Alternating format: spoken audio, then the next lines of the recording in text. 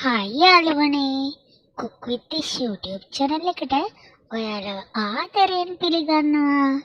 අද ඉතින් අපි ලෑස්ති වෙන්නේ රසම රස කිරිබත් එකක් හදාගන්නයි. ඉතින් මුලින්ම මම අවශ්‍ය තරම් හාල් අරගෙන මේ සූදානම් වෙන්නේ ඒ ටික හොඳින් හොදගන්නයි. කිරි පාටට පෙනෙනකන් හොඳට වතුර දාලා අතින් පොඩි කරලා මං හාල් ටික හොදගන්නවා යාළුවනේ.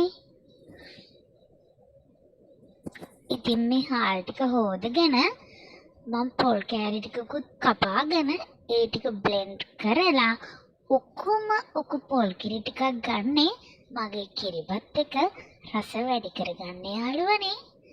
ඉතින් හාල් එකට මම ලුණු ටිකක් දාලා කිරි ටිකකුත් දාලා මගේ ලස්සන රයිස් කුකර් එකට දාලා මං ඒ ටික ඉදෙන්නයි තියන්නේ යාළුවනේ. ඉතින් ඔයාලට රසම රස කිරිබත් එකක් මතක් වෙනකොට මතකෙට ආවේ ලුණු මිරිස් එකකුත් නේද? ඉතින් හොඳ බීලුණු ගෙඩියක් අරගෙන හීනියට කපාල්ලලා අපි මේ ලෑස්ති වෙන්නේ රසම රස ලුණු මිරිස් එකක් හදාගන්න. ඉතින් තක්කාලි දාලා ලුණු මිරිස් කන්න අපි හැමෝම ආසයිනේ යාළුවනේ. ඔන්න ඉතින් කෑලි මිරිස් ටිකක් එහෙම යහමෙන් මම වංගඩියට දාලා උඹලකටත් ගොඩක් දානවා යාළුවනේ. මොකද උඹලකට දාලා ලුණු මිරිස් කන්න මං ගොඩක් ආසයි. ඔය අතරේ ඉතින් මං හිමින් සැරේ මගේ කිරිබත් එකටත් ඔළුව දාලා බලනවා. ඒ අතරේ මං බීලුණු ටිකක් දාලා වංගෙඩියට කොටනවා යාළුවනේ. තව ඉතින් අර හීනියට කපාගත්ත තක්කාලි ටිකත් එකතු කරන්නේ මේ සම්බෝලේ රස වැඩි කරගන්නයි මගේ මිත්‍රවරුනි. ඔන්න පේනව නේද? රසට තලාගත්ත සම්බෝලේ මම මේ දාන්නේ හොඳින් අතින් පොඩි කරගන්න පුළුවන් භාජනයකට යාළුවනේ. ඊට පස්සේ මම මගේ වීදුරු බෝල් එකට මං අර හුඟක් පහන්සියෙන් හදාගත්ත ලුණු මිරිස් ටික දාලා තියෙනවා යාළුවනේ. ඉතින් ඔය අතර මං කිරිබත් එක බලනකොට එයත් හොඳට ඉදිලා බලාගෙන ඉන්නවා. අනේ මට අමතක වුණානේ දෙහි ටිකක් දාන්න සම්බෝලෙට. ඔන්න මං දෙහි ටිකකුත් සම්බෝලෙට දාලා ඒ වැඩෙත් කරා යාළුවනේ.